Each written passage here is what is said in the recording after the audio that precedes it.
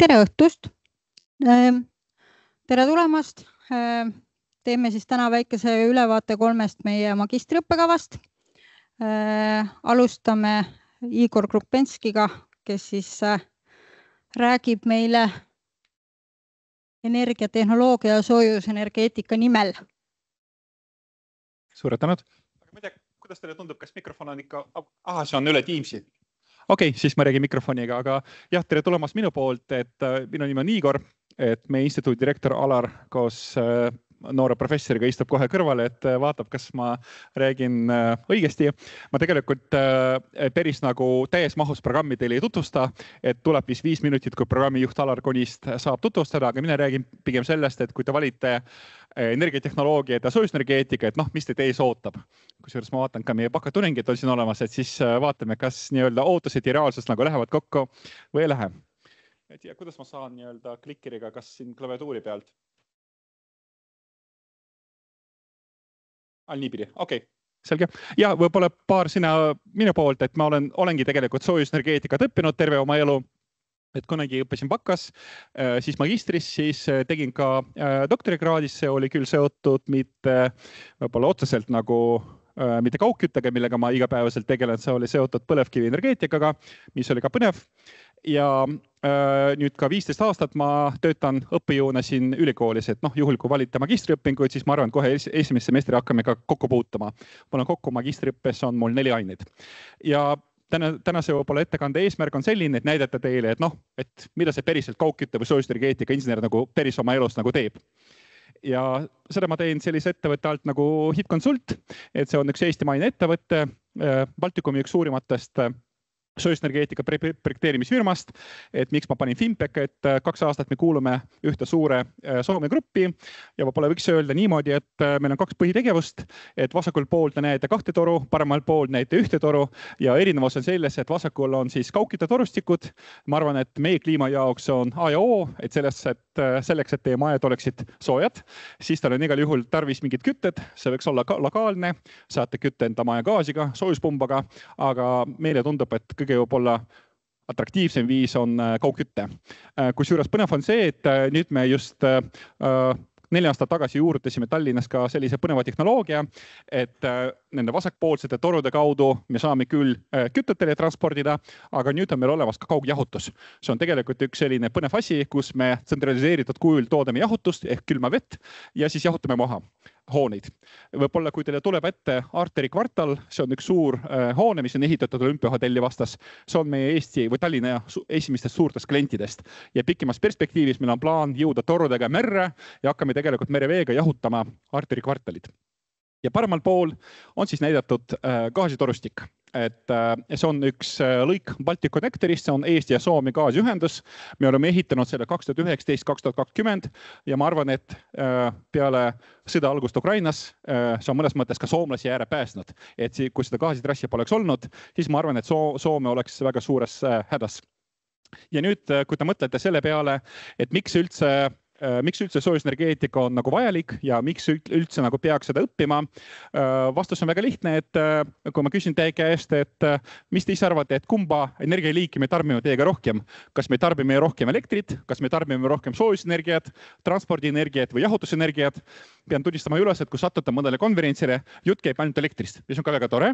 Et selles mõttes, et ma arvan, et elektrist peaks nagu päris palju teadma ja kusjuures enamus vastabki, et elektrienergiat me tarbime rohkem.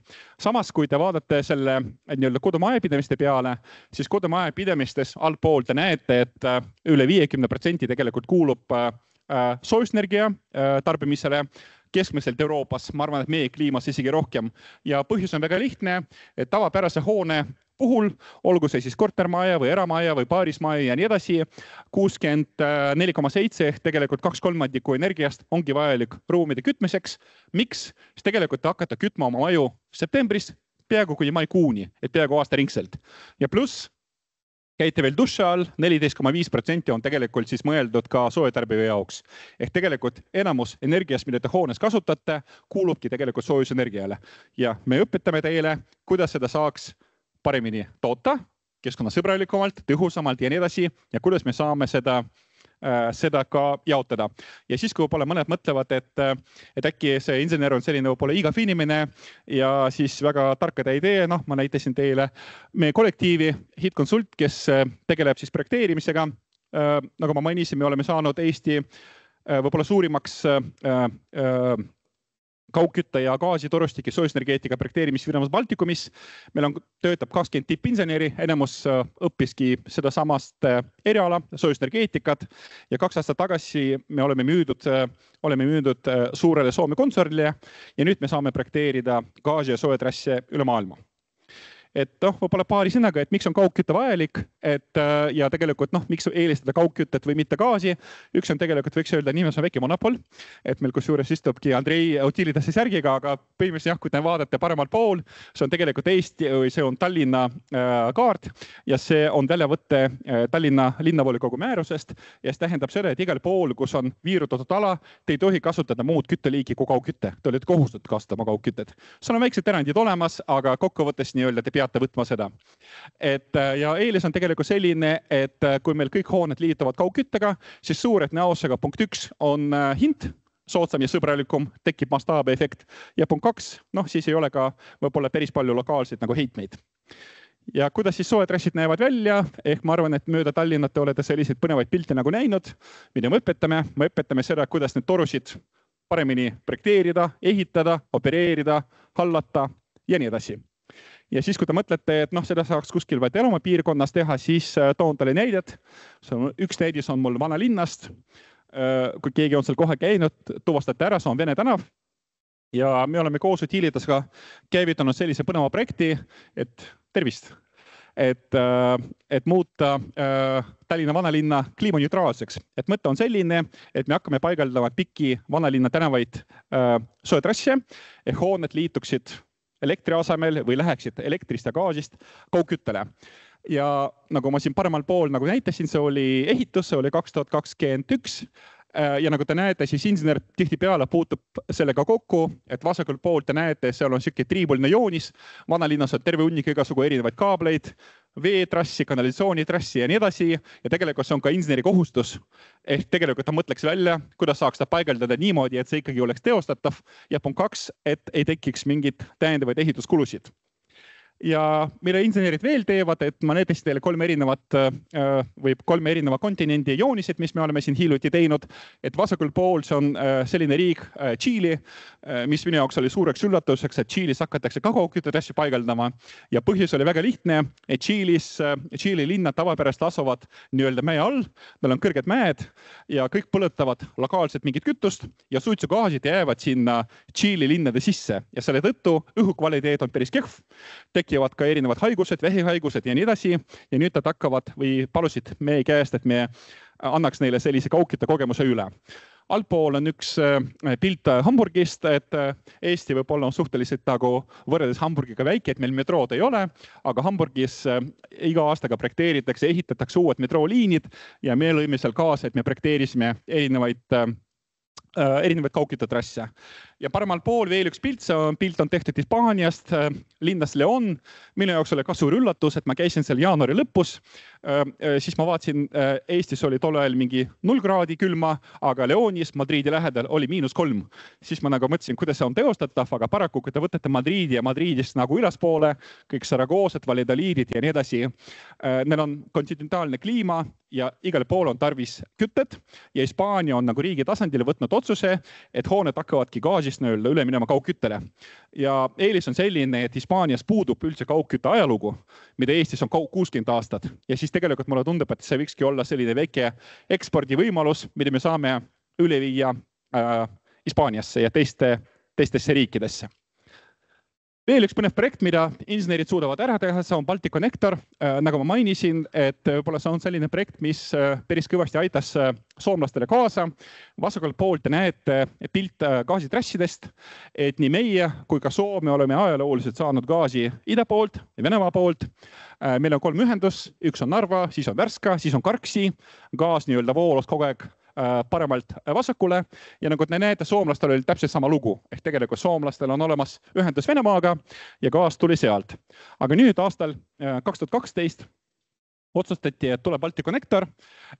Tal oli mitu erinevat nimetust, et oli mingi Nordic Gas Pipeline ja nii edasi, aga mõte oli selline, et me ühendame Eesti ja Soome riike ja paigaldame mere alla gaasitrassi. See projekt kestis tõepoolest seal circa 10 aastat, et oli tarvis ehitada Eesti maismaal 54 kilomeetrit maismaatorustiku, siis 80 kilomeetrit merealust torustikku ja veel 2 kompressorijaama. Ja nagu te näete, siis ehitus oli päris mastaapne, torud olid tehtud terasest. Et julgen väita, et peaaegu iga Eesti keevitaja oli sellega seotud, et oli päris pingeline aeg, aga mida insenerid suudavad veel ära teha, et kui te selle toru panete maha, näiteks merepõhja, siis insener võiks välja arvutada, et kas see toru lendab ülesse või ei lenda. Et kuna toru sees paikneb maagaas, mille tihedus on kuskil, Vaido? Maagaasi tihedus, ei tea. No vot, Vaido käis meil ka bakas õppimas, et selles mõttes kontroll küsimus. Aga maagaasi tihedus on kuskil 0,7 ja siis vee tihedus on 1000, et gaas tahab üles hüpata. Ja see on ka põhjus, kui projekteeriti seda Nord Streami, Soome, selle Venemaa ja Saksamaa ühendust, seal tegelikult toru pandi ümber nagu betoonkestega, et betoonkest nagu hoiaks seda nagu alles. Aga meie toru läbimõõt oli 500, selle tõttu me arutasime välja, et meil mingit betoonkesta pole vaja ja tegelikult meie toru lihtsalt seisab niimoodi nagu põhjas. Seda vahepeal vigastati siin 2-3 kuud tagasi, õnneks remontisime seda, aga kõigiga sellega tegeleb insener. Ja see pilt on tehtud aastast 2019, kus tollane Eesti president Kersti Kaljulaid ja siis ka Soome president videosilla abil selle toru on nüüd avanud. Ja soojusenergeetikat ja energiatehnoloogiat õpet pakub Energiatehnoloogia Instituut, mida me seal teeme. Ja mina isiklikult annan loenguid, aga pluss me tegeleme põneva teadustööga. Meil on päris palju erinevaid haardeid, et me tegeleme põlevkivienergeetikaga, tegeleme kaugküttega, tegeleme erinevate heitmetega ja nii edasi. Aga räägin teile ühest artiklist, mis me oleme hiljuti teinud. See on Lumemägi ja siis me oleme 2 aastat tagasi mõelnud välja sellise huvitava, ma ütleks nagu päris tehnoloogiat. Ta oli tegelikult juba tehtud Jaapanis ja Norras, aga mõte oli selline, et kuna Tallinnas koos utiiridesega me arendame kaugjahutust, nagu ma teile rääkisin, me hakkame merest ja teistest allikatest võtma jahutusenergiat, jahutama hooneid. Meil tekkis selline mõte, et kujutage ette, kui palju talvel me kogume lund, viime ta kuskile põllu peale ja nii edasi ja siis tegelikult ta seal sulab ära. Aga mõte oli selline, et me kogume kogu seda lund, viime näiteks kuskile lennujaama territooriumile, kus ta seisab, siis natukene osa sellest nagu sulab ära, aga suveni päris suur osa jääb alles ja suvel me hakkame sellega jahutama meie hooneid. Et selles mõttes kõlab natukene utoopiliselt, aga meie kui teadlased oleme seda välja arvutanud ja see päriselt toimib. Ja nüüd me ootame, et me saaks äkki rahastust, et seda pilootprojekti realiseerida. Ja jällegi täna tuleb ka info teile ka teistest õppekavadest, et minu soov on selline, et kohe kindlasti valiks inseneeriat. Miks peaks inseneeriat valima? Ma arvan, et praegu on päris nagu õige aeg. Ja võib-olla toon teile 2 sellist peamist nagu põhjust välja. Et esimene põhjus on selline, et meie riigi tasandil on inseneeria praegu väga oluline. Et 1,5 aastat tagasi riik käivitas HTM-i näol sellist projekti Inseneriakadeemia. See on projekt, mille raames on eraldatud kuskil 40 miljonit eurot ja mõte on selline, et selle abil hakatakse promoma inseneeriat. Ehk mis see tähendab konkreetselt nagu teie kui tudengite jaoks? Ma arvan, et siis te õpete juba uuemates laborites, teil võib olla rohkem põnevaid lektorid, teil on rohkem projektiõpet ja nii edasi. Et raha on päris palju, 40 miljonit eurot ja pluss üleval veel üks pilt, võib-olla tuvastate ära seal meie vabariigi presidendi, et alles eelmine aasta president esmakordselt kuulutas välja noorinseneri preemia. See tähendab seda, et president hakkab andma iga aasta preemiat noorele insenerile, kelle vanus on 35 ja allapoole ja mõte on selline, et saavad kandideerida kõik insenerid. Üldehitus, soojusenergeetika, elektroenergeetika ja nii edasi.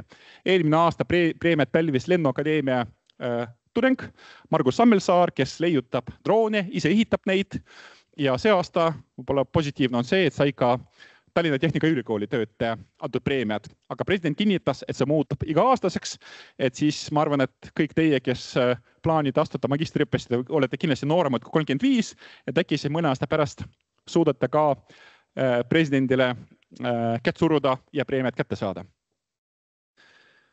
Ja siis jah, et võib-olla üks lihtsalt näidis sellest, et siin küll nagu löövad kaasa mitte vaid kaugkütte inseneerid, aga meie jaoks soojusenergeetika inseneeridel see on päris põnev projekt. See on Ülemiste City, see on natuke futuristlik pilt, et päris nagu praegu Ülemiste City sellisel kujul välja ei näe, aga miks ta meie jaoks on oluline, me oleme 5 aastat tagasi toonud Ülemiste Citysse kaugkütte ja kaugjahutuse torud, ehk tegelikult kõik need hooned, mis Ülemiste Citysse üles kerkivad, kõik hakkavad nii soojus kogu jahutust nagu saama keskkonnasõbralikul viisil ja siis ma saan aru, see pilt on tehtud aastast 2035, kui realiseerib juba Rail Baltic, realiseerivad lennujaama laiendus ja nii edasi ja siis võib-olla mitte vaid üldeehitusinsenerid saavad kaasa lüüa, vaid ka meie soojusenergeetika insenerid. No nii, ma väga loodan, et ma püsisin aja sees, et praegu vist mingit küsimuste vooru vist ei ole või on? Või on? Aha. Jah, et kui soovite midagi küsida, kui meie bakatudengid veel kahtlevad, et kas nad valisid õige eriala, siis hea meelega vastan teile. Jah, see on lihtsalt, et ma tahtsin öelda, et nagu milleks tarvis nagu õppida inseneeriat, praegu õige aeg ja ei pruugi olla, vaid soojusenergeetika ja energiatehnoloogia võiks olla ka muu eriala. Et jällegi mulle tundub, et päris hea ajastu. Jällegi võib-olla need noored, kes ka inseneri alal juba töötavad, et tihtipeale tekib küsimus, kas näiteks valida IT-d või inseneeriat. Ma ei tea, kas teised tööandjad, näiteks ka Merike, kes on ühe insenerifirma juht, saavad kinnitada, aga mulle tundub, et kui te olete hea insener, siis mulle tundub, et teie töötasu võiks olla võrdväärne hea IT-spetsialisti töötasuga. Et selles mõttes, et pole olid kunagi need ajad paarkümmend aastat tagasi, kui inseneride töötasud olid suhteliselt napid, et nüüd ma julgen väita, et kui te olete hea insener, siis te tegelikult suudate saada ka sama väärika töötasu, noogutab, et töötab ka insenerina ja siis saab kinnitada. Väga hea. Pole veel üks lisaargument. Aga tänud ja siis annan sõna teisele erialale. Ja tere ka minu poolt. Aha. Ja kui Igor rääkis hästi põhjalikult siis sellest soojusenergeetikast ja kogu sellest, siis võib-olla mina käsitlen üleüldiselt seda teemat, et miks üldse tasub edasi õppida. Ma saan aru, teist enamik on siis kas bakalaureusekraadi saamas või lõpetamas või saanud rakendusliku kõrghariduse, et ja nüüd on see koht, kas minna tööle või õppida edasi, et siis see on see koht, nagu kus võiks mõelda, et mis need argumendid on üht või teistpidi. Õudselt ahvatleva muidugi tööle minna, kohe saab ju raha peale ja see koolis käimine ju kohe tagasi ei too, aga sellised mõtted minult, et ise olen diplomeeritud ehitusinsener ja diplomeeritud teedeinsener. Igoriga tegelikult seob meid üks ühine töökoht ka kunagisest ajast, et olen töötanud pikalt ka projektis ja see toruprojekt, mida te siin, või erinevad torud ja torustikud ei ole üldse võõrad. Ka projekt on siis tegelemast detailplaneeringute, tehnovõrkude ja teedega. Ehk siis olen kogu seda inseneri poolt päris pikalt näinud ja 6 aastat tagasi läksin Kokosse. Nimi küll ettevõttel Kokko arhitektid ja meie põhiline töötajaskond on arhitektid, aga tegelikult meie vastutusala hõlmab kogu hoonet. Et kõik insenerid, konstruktsiooniinsenerid, tehnosüsteemide insenerid, uuringud, tegelikult seesama ehitusteaduskond ja need nii-öelda allerialad, et see kõik on nii-öelda peaprojekteerija vastutusega, on siis meie nii-öelda tellida ja vastutada. Ehk siis ei ole ainult arhitektuuri teema. Ja hästi palju on olnud töögruppides osalemist ja nii nagu ka Igor tegeleb hästi aktiivselt, et sellega, et kuidas saada siia noori insenere erialasse, siis mina samamoodi proovin natukene seda teha, aga siis ka igasuguseid valdkonda puudutavaid asju olen teinud. Läheks korra nagu siis sellesse ehitise elutsüklisse, et kui mõelda, et kuidas, mis hetkel on mõttekas panustada energiat ja kui kallis see investeering siis on, kui panustatakse energiat ja mis hetkel see siis nii-öelda tagasi toob, siis vaadates seda üritan selgitada, ma ei tea, kas olete muidu kooliteel juba näinud ka seda sarnast graafikut või ei? Et igal juhul tasub algusesse investeerida rohkem, sellepärast et kogu see kulu, mis alguses investeeritakse, hoitakse hiljem kuhjaga kokku. Ja hiljem siis kõik see muudatuste, otsuste kulu on tükk maad valusam ja raskem taluda.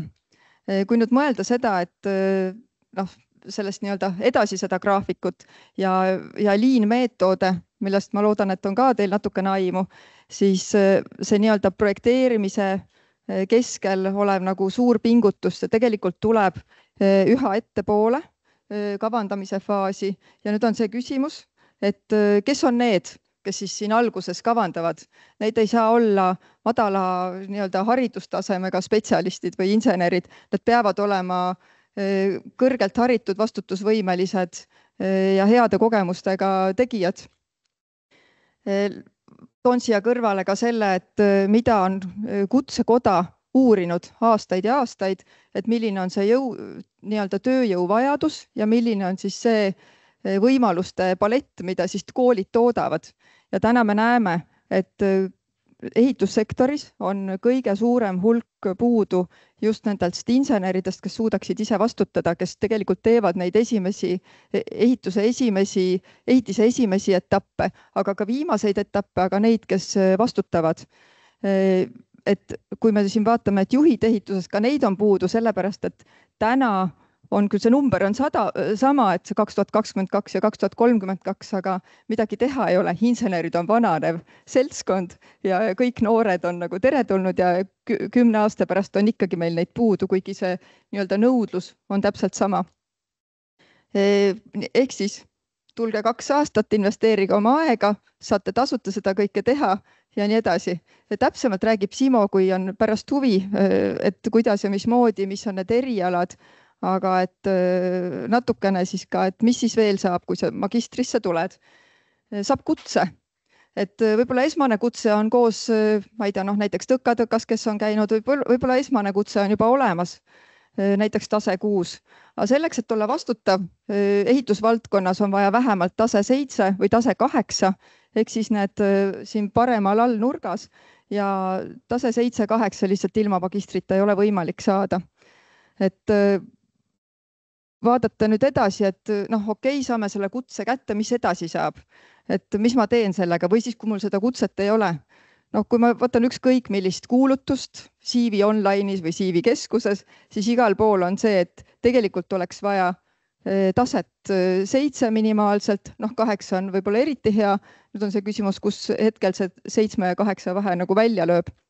Ehk siis see on hädavajalik. Loomulikult see annab võimaluse paremaks palgaks. Kõikides vähegi suuremates projekteerimisettevõttes, ehitusettevõtetes on palgasüsteem seotud väga selgelt haridustaseme ja kutsetega. Meil samamoodi nii ka projekti ajal kui ka Kokos, nii kui keegi saab jälle mingisuguse järgmise taseme kätte, me maksame talle rohkem palka ja need, kellel on väiksemad tasemed, nendel lihtsalt on see palk veidikene kehvem. Ja muidugi on võimalik siit nii-öelda liikuda karjääris edasi, ma ei tea, meeskondade juhtideks, sektori mõjutajateks, suunajateks. Igor on ehe näide muidugi siin, et kuidas ta sektorit ja mul on isegi tunne, et vahepeal kogu Eesti energiapoliitikat juhib ja suunab. Et miks mitte, tehke järgi. Ja muidugi see, et tegelikult olles vastutav spetsialist, omades magistrikraadi, olles nii-öelda väikese kogemuse või natuke suurema kogemusega on võimalik ka siis vastutada projektide eest. On võimalik valida meeskondasid, meetodeid, kuidas teha tööd. Ja mõned põnevad projektid võib-olla siis ka minu enda karjäärist või meie tiimist. Et see, kui te vaatate siin torude rida, mis arvate, mis torud see võiks olla? Ei hakka kiusama teid.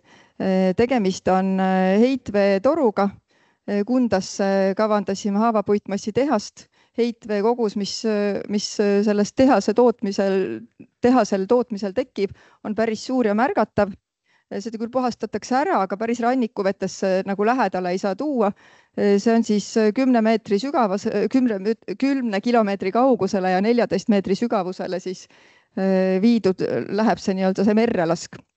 Et see on üks osa justkui nagu lihtsast tehasest, aga väga põnev osa, otsisime seda trassikoridori ja nii edasi, et oli väga põnev ja keerukas protsess. Ülemiste liiklussõlme, ma arvan, kõik teavad, ei ole küsimust, Eesti üks olulisemaid liiklussõlmesid.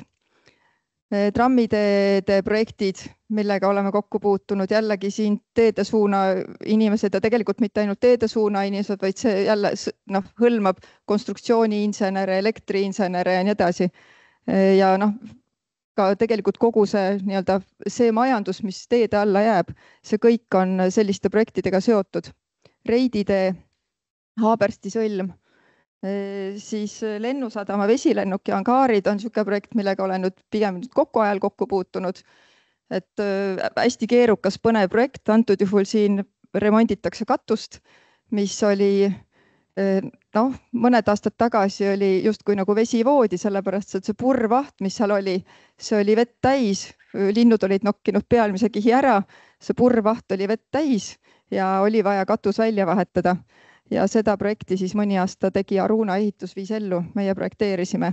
Oli keerukas ja tegelikult kõik TTÜ kõige helgemad pead mõtlesid, et kuidas kõige õigem oleks teha seda ellu viia.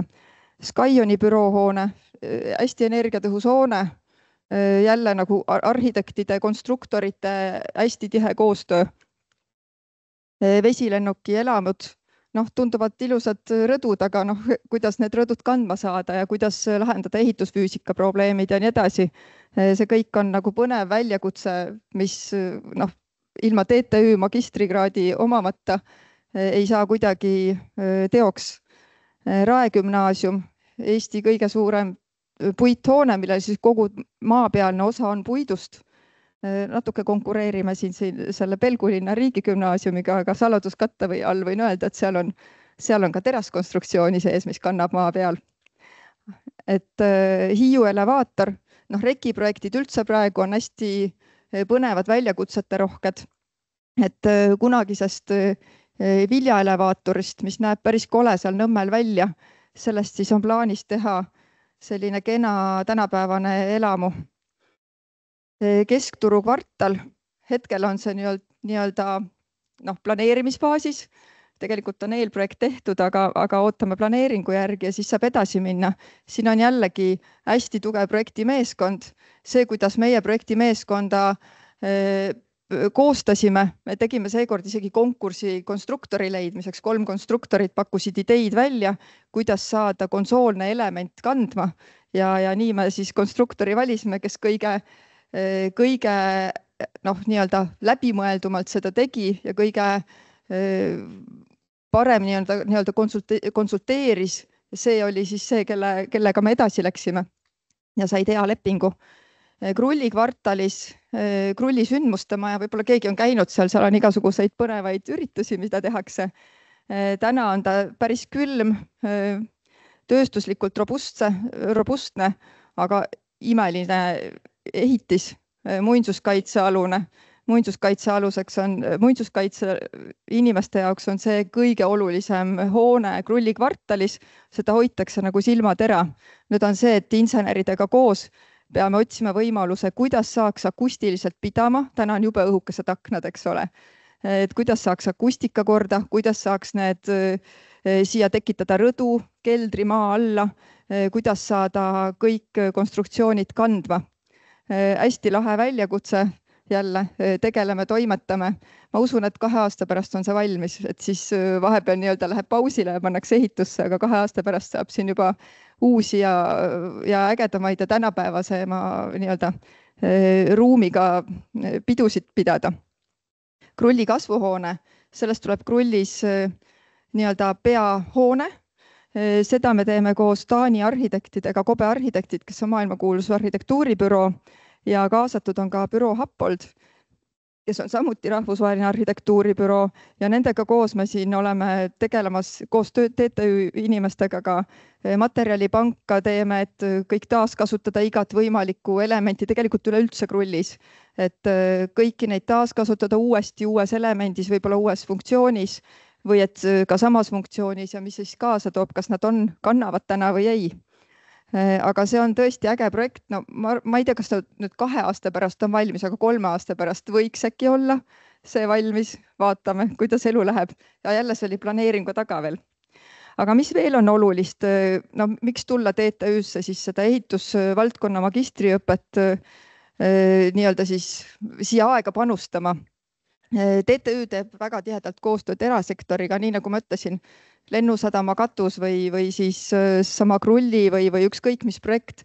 Päris palju on ikkagi seotud TTÜ teadlastega ja erasektor nii-öelda toob seda touchi juurde. Tegelikult ühes magistriõppe aines, see on nüüd mingisugused simulatsioonid vist, mida me Ergopikkas teeb. Nendega me mängisime näiteks läbi keskturu nii-öelda projektijuhtimise osa, nii-öelda projekteerimise projektijuhtimise osa, Krulli kvartali projekti oleme andnud sellele ainele.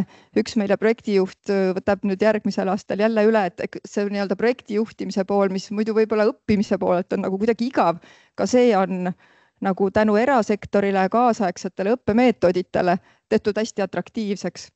Kui mina kunagi koolis käisin, päris ammu oli see üle 20 aasta tagasi, siis ma ütlesin, et kuule, et äkki läheks magistrisse ka. Ja siis mulle anti siuke paks A4 raamat kätte, ütles, et loe see läbi ja tule nüüd kevadel tagasi. Siis ma küsin, et aga õpiks koos midagi. Tänapäeval on see teistmoodi. Ja ikkagi see nii-öelda mingites kohtades on see tipptasemel nagu teadus on see, mis toetab tudengeid nagu siis õppetöös samamoodi teeb põnevamaks. Ja nagu ma ütlesin enne inseneride põua tõttu, kui sa siin nii-öelda selle magistris läbi käid, sa oled üha nõutum ja hinnatum. Ja kui sa oled kõrgelt haritud, siis saad juhtida nii enda kui teiste elu. Et jube palju on tehtud, kui on juba see esimene kõrgharidus saadud, et ehitusinseneride puudus on megaprobleem. Juba on tehtud õige valik, eks ole. Sa oled närinud läbi keerulistest esmatest põhitõdedest, mehaanikat, füüsikad, loogikad on selged, et nüüd ei saa peatuda. Nüüd tuleb tippu minna, ei ole palju jäänud. Aitäh! Vabandust. Kuidas sellel planeerimise algfaasis näiteks AI täna hakkama saab? Kui palju seda kasutatakse selles valdkonnas? Kasutatakse ikka, aga tegelikult AI ei arvuta täna, kui me planeerime ja siis me ikkagi hästi suur osa on arvutustel, simulatsioonidel ja nii edasi. Et AI on tore asi, seda on vahva turunduses kasutada. Tarkvarad juba omavad mingeid AI trikke ja nippe, näiteks meie kasutame Revitit, et seal juba hakkavad mingid AI tuulid tulema. Aga tegelikult ma julgen väita, et AI ei ole üldsegi projekteerimist üle võtmas veel. Ma ei tea, kas ma vastasin. Ütleme nii, et inimest on ikka vaja, see AI ei tee seda tööd ära. Veel küsimusi? Tulge, jaa.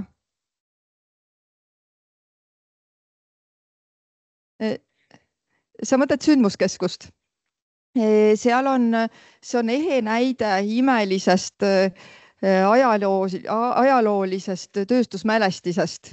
Ja tõesti, seal soovitakse hoida, ma tegelikult täna veel ei tea, mida täpselt, kui palju me oleme teinud esitluse, ootame siis, et muinsuskaitse võtaks meid nagu nii-öelda tõsisemalt jutule, aga nad ikkagi hoiavad välimust, tahavad, et oleks eksponeeritud konstruktsioonid, isegi mingeid ühendusi tahetakse, et nii-öelda ei kataks kinni.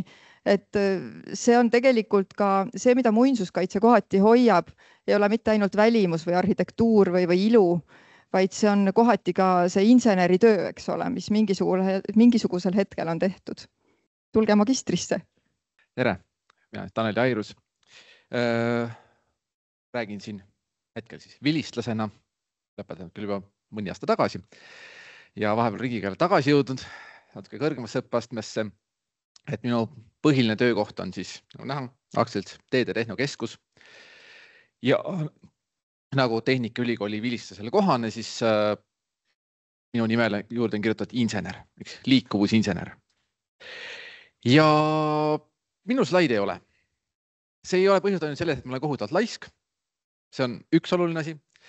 Siis, kui ma siin koolis käisin, siis ma nii lask ei olnud, siis ma tegin slaide ka. Aga kui nüüd siin eelmised ütles, et jah, et tulge kohe magistrisse, siis meie poolt vaadates ütleks, et kiiret ei ole. Kui ma õieti mäletan, siis meie eelmise aasta sisseastujate mediaanvanus oli 33 aastat. Tähendab seda, et meieni jõuavad inimesed, kes on juba tegelikult elu näinud.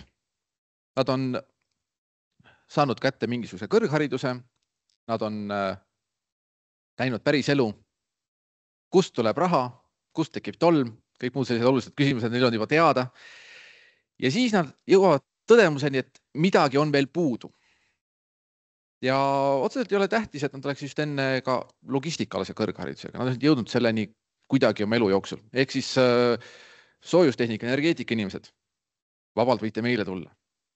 Sest kui me siin räägime, et näete, et lumi jõuab kuhugi ja paneme torud, kuidas see lumi sinna jõuab? Logistika. Kus me teame, et lumi jõuab õigest kohast, kus me teame, et teda viivad õiged inimesed. Samamoodi, et kui me ehitame uue uhke maja, kuidas inimesed sinna saavad, kuidas nad ära saavad, kas see juurdepääsuteed on kõik nii, nagu nad peaksid olema, see on meie rida. Ma võiksin öelda, et jah, et me õpetame teile ära kõik maailma tarkused, pigem ei. Meie mõte, eesmärk, ülesanne, mis mõnikord õnnestub, on see, et panna inimesed mõtlema õiges suunas. Kõik ei pea teadma. Peaasi on see, et sa oskad vaadata järgi õigest kohast, küsida õigest kohast. Kui siin oli küsimus AI kohta, logistikas, liikuvuses võib kasutada AI-d nõrkemiseni. Aga inimene on see, kes me lõpuks vaatame otsa ütlema, et jah, AI tegi õigesti. Selles suhtes, et ei ole vahet, kas otsuse teeb sul nüüd ChatGPT või teeb sul allhankija Indias. Lõpuks ongi meie vilistlane, insener, tarneahela juht, kes iganes ta ametinimetuse poolest on. Tema on see, kes teeb otsuse, et jah, me läheme sellega edasi. Ei, me sellega ei lähe.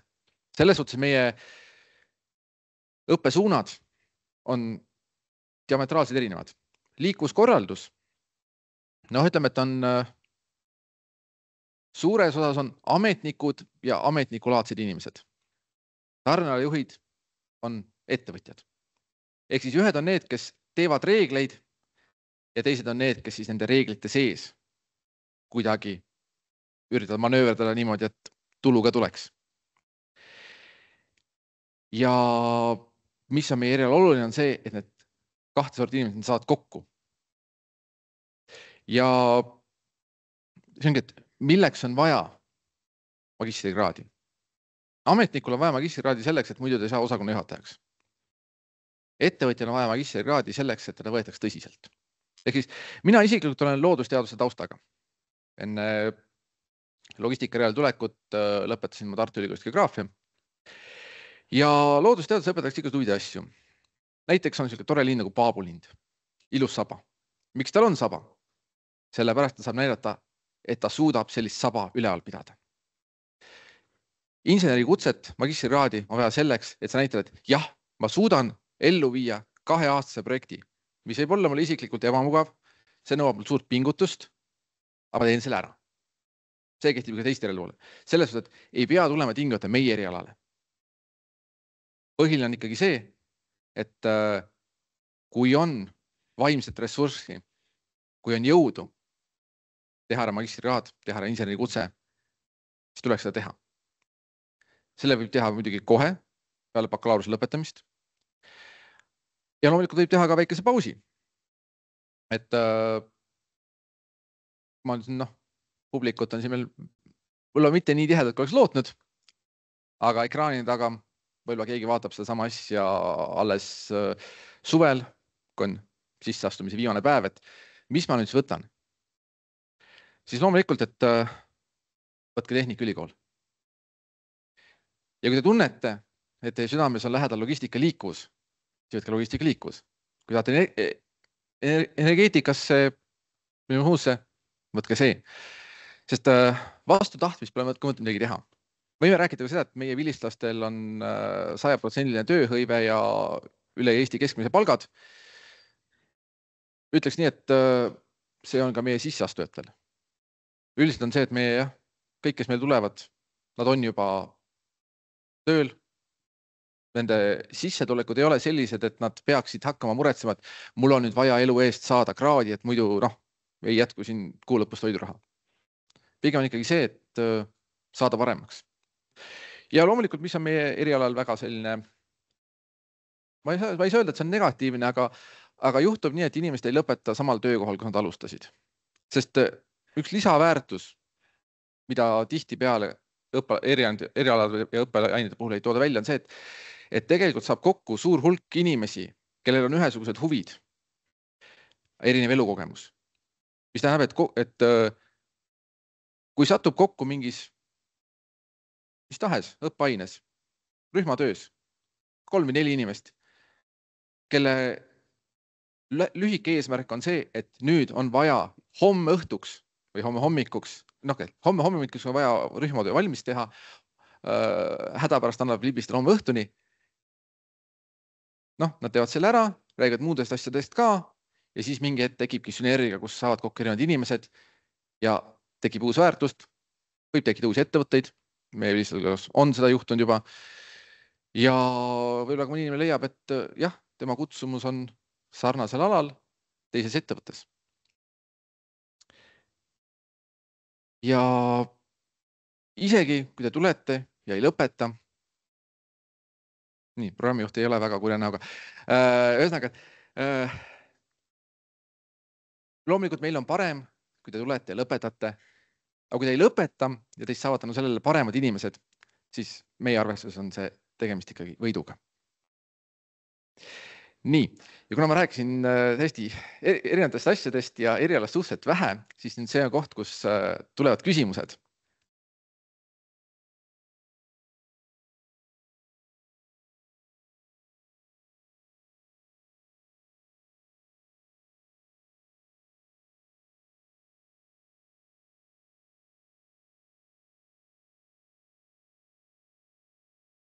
Kui ma ütlen, et liikuvussuund on pigem ametnikele, siis ma ei mõtle seda, et liikuvussuund on kuiv, vaid just pigem see, et ametnikud peaksid nägema rohkem. Ma olen ka kunagi ametnik olnud. Ja ütleme, et ametnik ja eraettevõtja on täiesti erineva suunaga inimesed. Ja kujutage, et meil on ka palju kaitseväelasi, siis need on veel hoopis eraldi maailm. Aga ametnik peaks nägema väga palju just seda eraettevõtluse vaadet. Ja liikuvusinsener peaks ühelt poolt aru saama see, et mis on eesmärgid, mida on seadnud riik. Näiteks kas või see, et me peame tegema, et liiklus oleks sujuv, keskkonnasõbralik, et oleks ohutu ja hästi palju erinevaid nõuded, mis on seadusesse kirja pandud. Aga siin juures ka veel see ettevõtte vaade, et kuidagi peaks nagu elu ka käima selle juures. Ja liikuvuse pool on tegelikult väga palju asju, millega tuleb arvestada ja kus on see koht, kus AI jääb hätta, sest reeglit ei ole. Ja liikuvuse inseneril ongi eesmärk see, et ta suudab välja mõelda, mismoodi tuleks mingi asi lahendada kohtades, kus ei ole õigeid ega valesid vastuseid, aga võib olla lahendus, mis töötab. Mina olen ka liikuvuse suuna inimene ja meie olime need paremad, loomulikult. Selles mõttes, et see on see, et sinised ja punased vastamisi või rohelised ja kollased, siis on see, et need, kes on minuga sama värvi pluusiga, nemad on paremad ja teised ei ole. See on loomulik, kõik hoiavad omasid. Aga sõltub sellest, mis on hingelähedane. Et ma arvan, et meie õppes, et leidub kõigile midagi.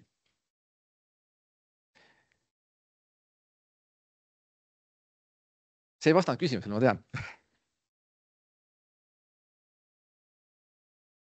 Ma annan selle ka, et Teamsi kostaks. Ma kordan Teamsi jaoks küsin, et mis asutustes võib tööd leida? Neis kõigis, lihtsalt öeldes. Et kui me räägime puhtalt liikluspool, siis jah, loomulikult on meil siin Riiklik Transpordiamet ja Tallinna Transpordiamet, kus on meie vilistlasi, on meie tudengeid ja võib-olla ka mõned tulevased tudengid. Vaatame, töö nendega käib veel.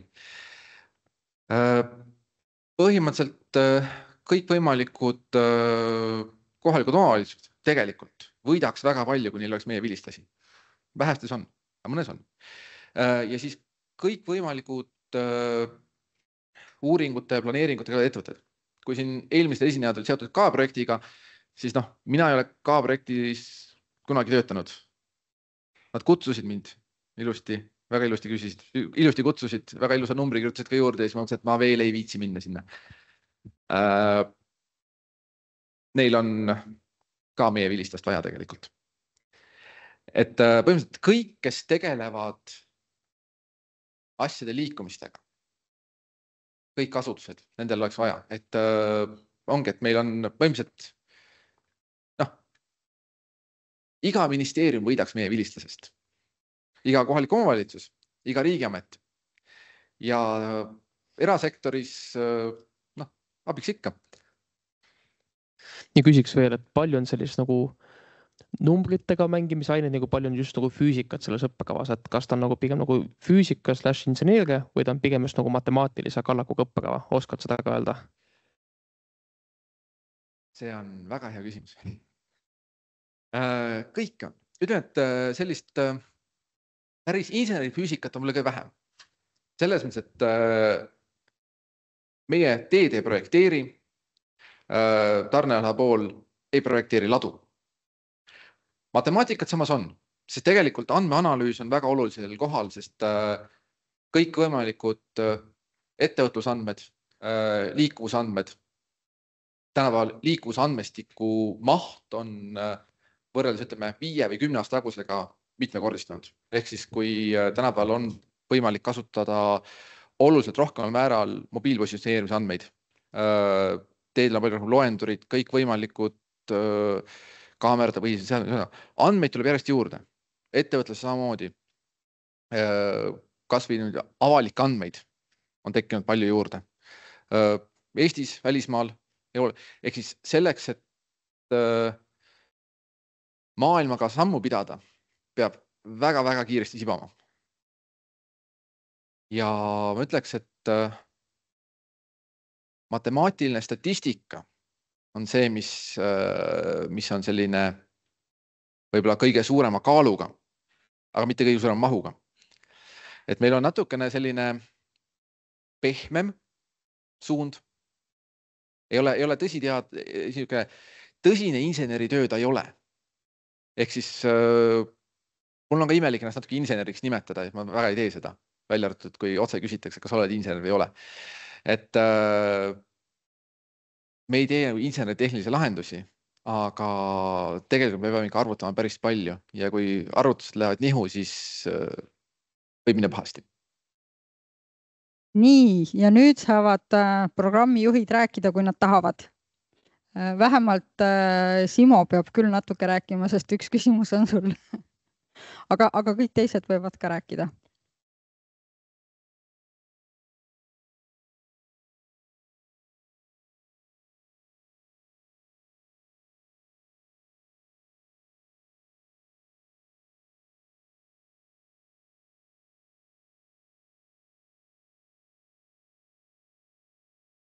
Ma ütlen üldise peegeldusena kõikide kõnelejate ettekannete kohta, et ma arvan, et te suutsite osutada väga õigetele nüanssidele suures pildis, mis on oluline enesearengus, kuhu on teel Eesti selles globaliseeruvas maailmas, et nii logistikal, soojusenergeetikal kui ka ehitussektoril laiemalt on suur roll ja vastutus ühiskonna väljakutsete lahendamisel ja ma tõesti usun, et need magistriõppekavad, vähemalt see hoonete rajatiste oma, millega ma olen rohkem kursis, sest ma olen 4 aastat seda programmijuhi tööd teinud, et tõesti ma näen, mismoodi meie lõpetajad lahendavad päris probleeme.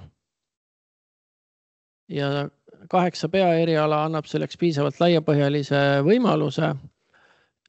Ja hooneterajatiste õppekaval on siis veel sektori tuleviku vajaduste katmiseks kavas teha veel 2 uut peaeriala, ehitusmaterjalid, ehitusfüüsika ja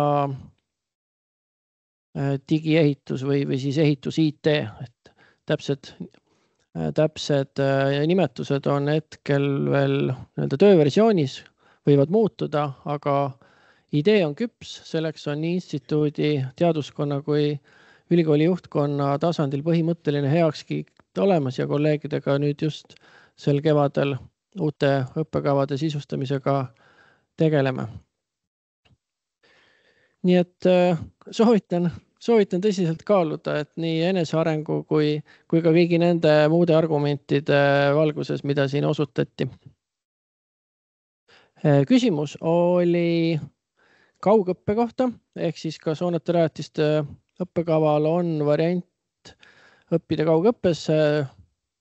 Tänane olukord ja lühivastusena on ei, sest kaugõppe sisseviimine seda on küsitud, me oleme seda arutanud, aga selle paralleelne tekitamine päevasele õppele on suhteliselt keerukas, kuna enamik hooneterajatiste magistri õppekava peaerialade neid tunde jookseb paralleelselt siis integreeritud 5-aastase õppe 4. ja 5. aastaga. Ja kui me tahaks hooneterajatiste õppekava peaerialadele pakkuda siis kaugõppe võimalust, siis ilma 5-aastase kavata jääks need grupid väga väikeseks. Aga see õppekava selles mõttes on paindlik, et koroonapandeemiast alates on tulnud loengute salvestamist, on tulnud loengute distantsvaatamist ja seda paljud õppejõud on seda võimalust ka kasutanud. Harjutustunnid, praktikumid loomulikult sõltuvalt erialast, sõltuvalt õppeainest on kontakttunnina, aga ka seal on ju mitmeid paralleeltunde, millede vahel saab endale sobilikuma valida ja oleme ka mitmes õppeaines pannud harjutusi, praktikume just nimelt siis tööpäeva lõppu. Selle mõttega, et tööl käijad saaks seda paremini oma töö, pere ja muu eluga sobitada. Aitäh!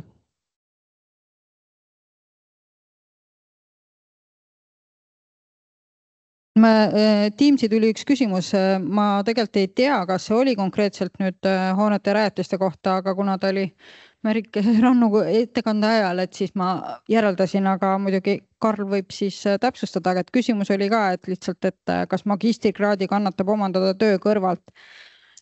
Magistrikraad üldiselt hoonete rajatiste õppekaval omandataksegi töö kõrvalt 90+% õppekava tudengitest on tööl. Paljud neist on tööl juba ka kõrghariduse esimese astme ajal, et meil on need vestlused. Kandideerimine toimub siis SAIS-i kaudu, aga meil on silmast silma vestlused. Üks voor maikuus, teine voor juuli alguses ja tihti inimesed vestlustele tulevad otsetöölt. On tulnud ka ohutusvestides ja muude riiete ja huvitava väljanägemisega inimesed ja ütlevad, et proovime ruttu ära teha, ma pean platsile või objektile tagasi minema. Et käiakse tööl juba enne magistrisse astumist ja 90+% tudengeid käivad paralleelselt tööl ka siis õpingute ajal. Paljud neist täishõivega, aga eks siin sõltub ka siis peaerialast tööandjast inimese eelistustest, et see üldiselt tehaksegi töökäimise kõrvalt. Siis on veel küsimus, kuidas on kaugõppe võimalused. Sellele sa vastasid tegelikult, et kaugõpet ei ole, kui ei ole võimalus siduda päevaõpet tööga. tegelikult on ju ka programmiti natukene vist erinevalt üles ehitatud, et teised programmijuhid võivad ka kommenteerida, kui see natuke nüüd erineb sellest, et kuidas hoonetes rajatistes on. Ja, et kes seda küsivad, et kuidas, sellist klassikalist kaugõpet ei ole, kuigi meil on ju kaug- või distants- või hübriidõppe komponente väga palju, nagu ma kirjeldasin. Aga ma olen alati soovitanud, et kui täna meil kevad algas, et inimesed mõtlevad kandideerimise peale, paljudes eelmistes koolides on näiteks lõputöö käsil, et küsivad, et kuidas siis reaalselt ikkagi õnnestub ühildada õpinguid ja tööelu, et siis üks asi on muidugi olla kursis õppekavaga, kohustuslike ainetega ja vaadata neid tüüpõpingukavas, aga teine asi, ma olen soovitanud ikkagi võtta TalTechi tunniplaan ja vaadata ennast huvitava peaeriala näitel seda praegu käimasolevat kevadsemestrit. Et need tunniplaanid ei ole küll identsed aastast aastasse, aga teades tüüpõpingukava ja võttes tänase tunniplaani, siis saab tegelikult ülevaate, mis on see maht, millistel päevadel on millised tunnid, loengud võivad olla olenevalt õppeainest ka siis paindliku vaatamisega. Nii et vaadata tunniplaani. Jah, insener leiab lahenduse, tuleb olla paindlik ja loov. Ja õppetöökorralduse otsustab konkreetne õppejõud. Meil on mõningaid aineid veel, kus on ka klassikaline loeng. Need on üllatavalt populaarsed. Need ained on näiteks ehitusmaterjalid, ei ole küll spetsiifiliselt see on ka integreeritud õppekava aine, aga lihtsalt tuli näitena, et kus on klassikalised loengud ja õppejõud saab tudengitelt suurepärast tagasisidet. Nii et tasub ise olla paindlik, leida lahendusi ja tasub ka siis õppejõudist küsida, ja iga kord semestri alguses ja esimene nädal seda töökorraldust tutvustatakse ja saab alati küsida, et kas ma võin oma harjutustundi vahetada, kas teil on loengute järelvaatamise võimalust, kas loengutes osalemine on kohustuslik, millised on õppematerjalid. Loomulikult loengutes võiks osaleda, aga praktikas me teame, et on võimalik ained edukalt sooritada nii, et alati ei osaleta. Ja võib-olla just see, kui magistrisse tulevad ikkagi suuresti valdavalt töökogemusega inimesed, siis neil on parem tunnetus sellest, mida see õppeaine neile praktikas annab ja nad suudavad teha pragmaatilisemaid valikuid, sest nad näevad otsesemalt oma kogemusele tuginedes neid seoseid. Et kui inimene tuleb keskkooli pingist, õpib esimene aasta, teine aasta, siis ta alles hiljem kunagi tööle minnes paneb selle tervikpildi kokku ja näeb neid seoseid, et okei, seda asja oli selle jaoks vaja. Aga kui sul on töökogemus ja sa tuled õppima, siis see moodustab sellise parema praktika ja teooria sünergia.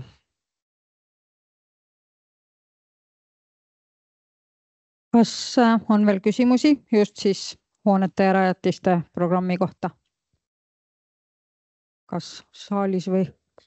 Annan.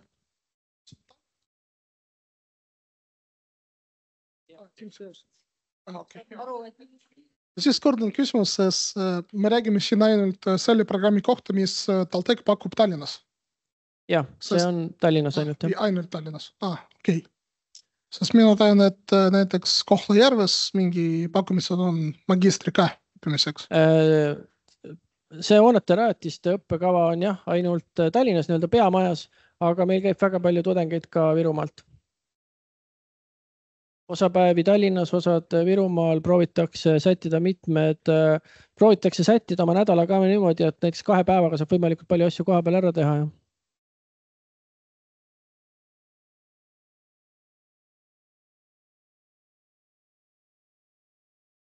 Kas hoonete rajatiste õppekava fookuses on veel küsimusi nii minule programmijuhina, Merikesele programminõukoja esindajana või ka meil on õppekonsultant siin olemas, kes oskab peaaegu kõik võimalikele küsimustele vastata. Tere. Kas mind on kuulda? Ja palun natuke valjemini lihtsalt. Jaa, Mul on 2 küsimust. Täna õpin siis Tallinna Tehnika Kõrgkoolis teedeehitust. On 4. kursus, lõputöö hakkab valmima ja oleks kindel huvi tulla edasi õppima.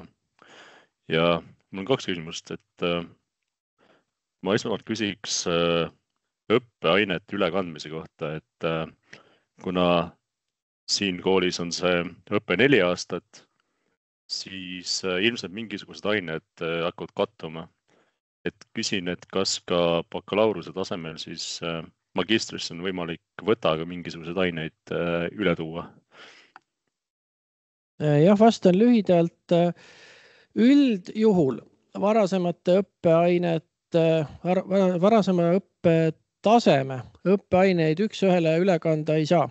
Tõepoolest TalTechi ja Tehnikakõrgkooli õppekavades on sarnase sisuga aineid, kus võib ka õppeaine kirjeldusest või õpiväljunditest teada mulje, et seal on nii suur ühisosa, et selle võiks justkui üle kanda.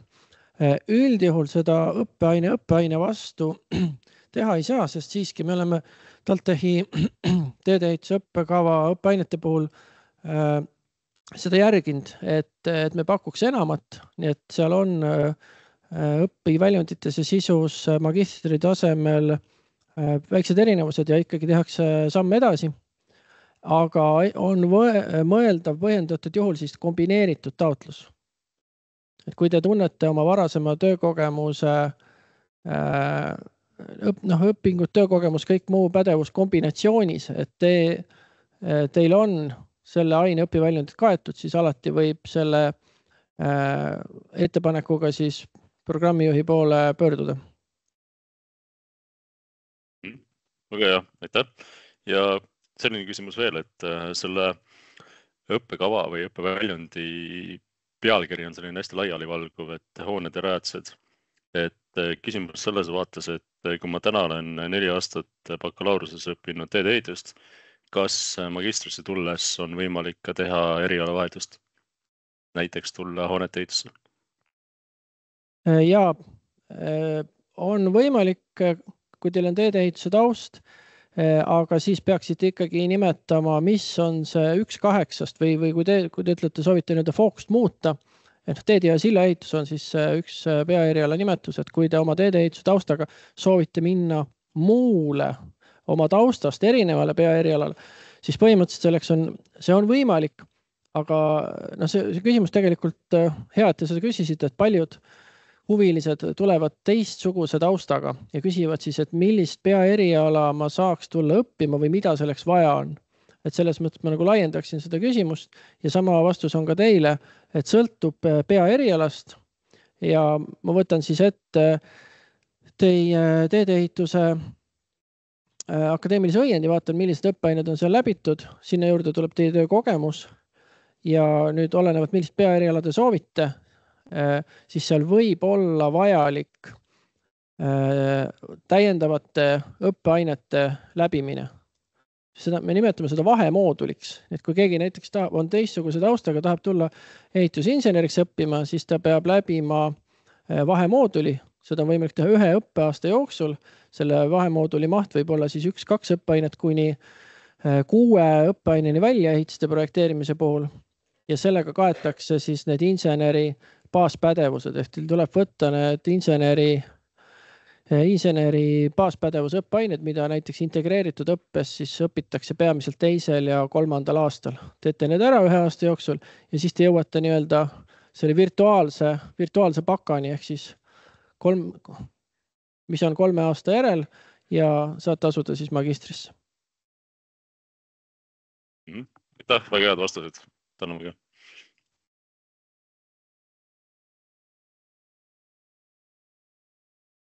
Mikrofon. Et tiim siis kuuleks. Et kas ma sain õigesti aru, et see 1-aastane vaheblokk on siis justkui selle magistrikraadi sees, et ma mõtlen, kuidas see nagu majanduslikult on, et kas ma maksan need EAP-d ise kinni või kuidas see täpselt käib? Vahemoodul ei ole magistri kava sees, ehk siis vahemoodulis ei ole magistriaineid. Vahemoodulis on need ained, mis te peate sooritama enne magistrit. et teil oleks eeldusained täidetud ja siis te tulete magistrisse. Nii et vahemoodul on tasuline. Selge, aitäh. Aga vahemooduli maht suhtestatuna magistri mahtu on ikkagi ju suhteliselt väike, et isegi kui me võtame 4-5-6 õppeainet, me räägime 24-36 EAP-d, aga terve magistrantuur on ju 120, et teete need mõned ained ette ära, tulete õppima ja kui püsite täishõivel, mis on siis semestri nominaalkoormus -6 on ju, et esimese aastaga 24, esimese semestriga vähemalt 24, teise semestriga vähemalt 54, vabandust, et siis te püsite tasuta magistri kohal.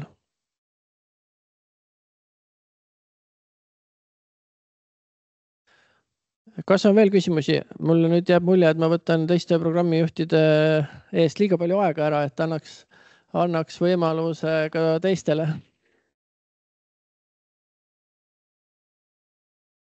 Nii, palun, logistika ja soojusenergeetika programmijuhid. Kas lihtsalt sõnavõtt või siis, kui on küsimusi?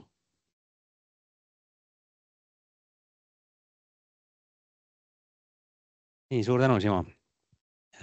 Kõigepealt ma tahtsin tänada siis meie vilistlasi, kes olid nõus oma vaba aega kulutama ja panustama siis inseneride järelkasvu, et suur tänu selle eest. Ja siin olen ma praegu siis energiatehnoloogia ja soojusenergeetika magistriõppe programmi juhina ja mõned asjad võib-olla, mida ma siis üle rõhutaks, on see, et ka meie erialal peale magistriõppe läbimist saavad siis lõpetajad soojusenergeetika tase 7 esmase kutse. Ja hiljem siis, kui omandate töökogemuse ja teete ka täienduskoolitust, et siis saate juba taotleda ka teisi tasemeid.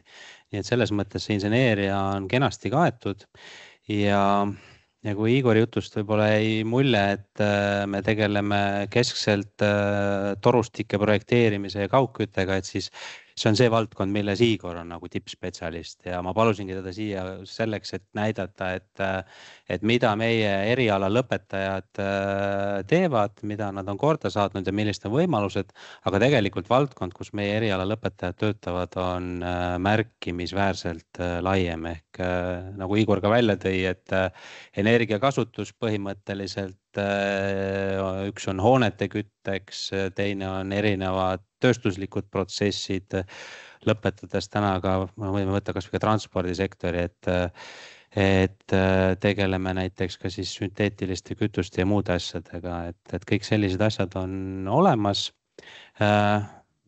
Mida me nagu üritamegi eriti paindlikult teha, on lõputööde teemade pakkumine.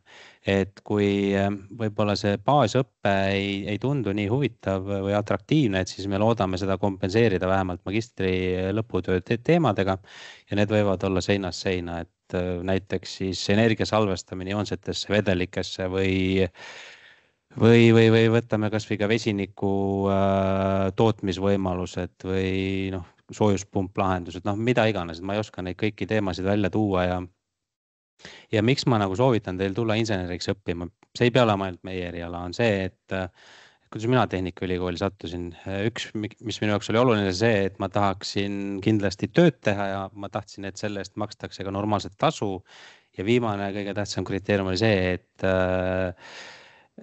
ma ei taha, et elu oleks üksluine ja insenerina teie elu ei ole üksluine, ma võin seda nagu kinnitada, et iga päev on uued teemad, uued küsimused ja saate neid lahendada ja saate selle eest ka kindlasti väga-väga head palka ja mida parem insener te olete, seda suurem on ka see palk, nii et ma arvan, et need on kõik olulised asjad.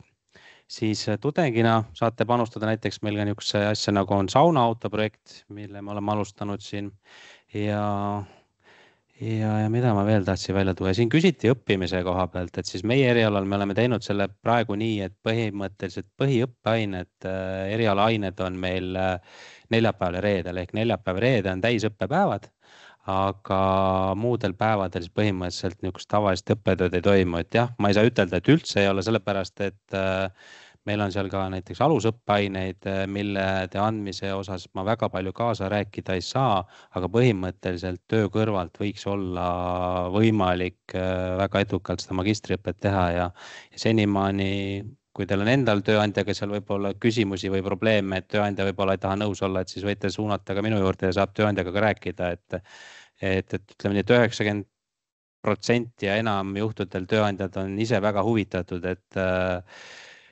käiakse ennast täiendamas ja luuakse vastavad võimalused siis õppimas käimiseks ja noh, nii palju me suudame siit ülikooli poolt ka teha, et seda õpet kontsentreeritud kujul viia siis võimalikult lühikesele ajaperioodile.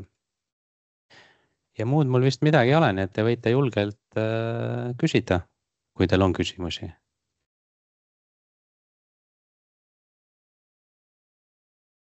No selge. Siis võite alati ka kirjutada või helistada, et kui teil praegu küsimusi ei ole ja veel kord suur tänu vilistlastele, et aitäh, et teist on alati väga palju abi.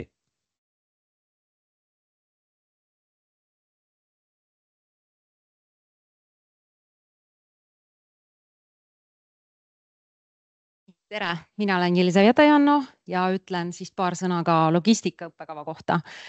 Et meil nii keeruline ei ole, nii nagu on hoonete ja rajatiste puhul, et me piirdusime 2 peaerialaga. Et meil on logistika ja tarneahela juhtimine ja liikuvuskorraldus. Et ühelt poolt siis kaubad, info ja kõik selline materiaalne pool ja teiselt poolt siis inimesed, mis on oluliselt keerulisem kaup, mida transportida ja mida liigutada. Ma ei hakka ennast kordama seoses selliste üldiste asjadega, mida teised programmijuhid ja vilistlased sealhulgas juba rääkisid, et tulge kindlasti õppima magistriõppesse ja need, kellel ei ole veel sai siis avalduse ära täidetud, teil on võimalik seda teha alates 1. märtsist. Võib-olla kordaksin või vastaksin nendele samadele küsimustele, mis siin juba läbi jooksnud on. Meie õppekaval õpe on korraldatud selliselt, et õppimine käib iga päev. Aga nüüd tuginedes nüüd sellisele välja töötatud kogemusele läbi selle, et mida on sealhulgas ka tagasisidestanud iga-aastaselt meile see aktiivne õppur, et sobib või siiamaani on sobinud õppevorm sellisel kujul, et kohustuslikud õppeained algavad nii umbes 17:45 ehk siis peale tööpäeva. Ja valikained ehk siis kõik need, mida see pool tunniplaanist ja õppekavast, mida üliõpilane saab endale siis kuidagi paindlikumalt planeerida, need algavad kas varem või siis need on tõesti sellised ained, kus on võimalik paindlikumalt õppejõududega kokku leppida seoses sellega, et kuidas see õppevorm nüüd täpselt toimub. Nii et jah, logistika õppekaval õpe toimub päevases nagu õppevormis, et see ei ole kaugõpe, aga see on õhtune õpe, nii nagu me seda sellisel kujul nimetame. Ja nagu siin ka varasemalt jooksis läbi, et need on uskumatu või mitte, aga need on väga populaarsed kohalkäimisega auditoorsed loengud peale Covidit. See on kohe hämmastav, et kuivõrd see aktiivsus suurenes auditoorsete loengute osas. Aga näiteks ka sisse salvestatud loengud õppejõudude poolt, distants, sellised hübriidloengud, need on erinevate õppejõudude poolt kõik selliselt välja pakutud. Logistika õppekava on inseneriteaduskonnas ja ka Mehaanika ja Tööstustehnika Instituudis kõige pehmem õppekava. Seda ma julgen öelda, et siin jooksis ka läbi küsimus, et mida on meil näiteks rohkem, et kas on seda füüsikat või matemaatikat, et tõesti seda võib-olla niimoodi kui õppekava vaadates ja neid õppeaineid vaadates seda annab sealt nagu otsida. Aga ikkagi ma julgen öelda, et õppekava sõltumata sellest, kas see on nüüd üks või teine peaeriala, on tänaseks üles ehitatud 3 sellisele olulisele alustalale. Inseneeria, majandus, meil on majandusteaduskonnaga väga palju kahasse aineid ja 3. alustala on IT. et need on 3 meie sellist alustala, mis moodustavad selle vundamendi. Ja kõik need muud olulised elulised teemad tänaseks on sellised kaitseväe, sellised logistilised küsimused, jätkusuutlikkus, ESG, keskkonnaalased temaatikad, et need on siis selliselt horisontaalselt, ütleme niimoodi, integreeritud õppekava temaatikatesse. Ja nii nagu on õppekava interdistsiplinaarne, siis on ka interdistsiplinaarne meie sisseastuja, et keskmine vanus käis siin juba läbi.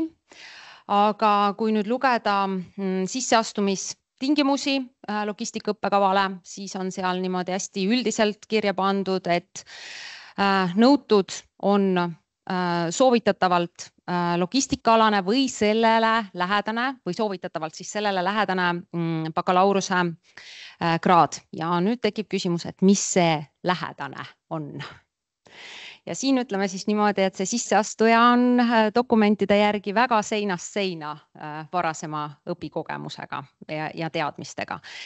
Ja kuidas siis ennast siis klassifitseerida, et kas ma kuidagi nüüd sobitun või ei sobitu logistika magistriõppesse, kui ma varasemalt otseselt logistikat õppinud ei ole, siis selleks olen mina, kellega saab eelnevalt siis seda teemat arutada. Et siin näiteks on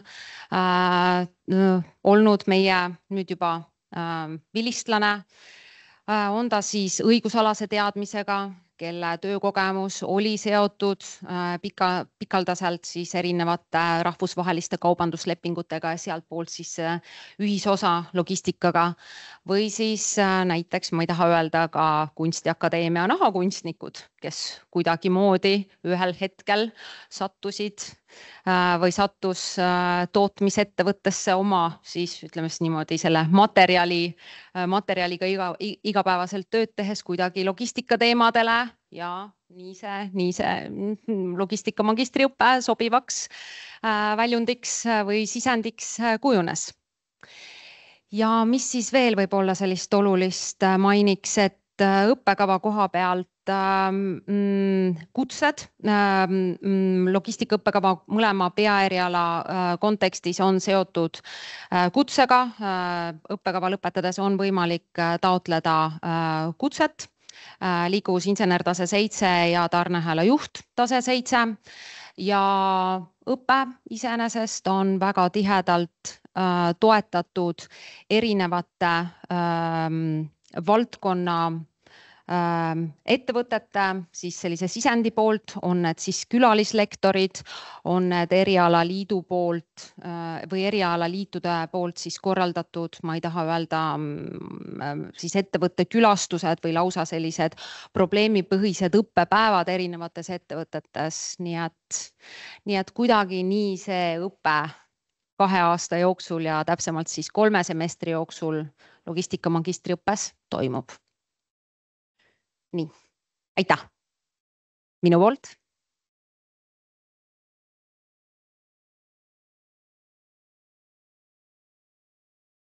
Küsimusi siin või ekraani taga?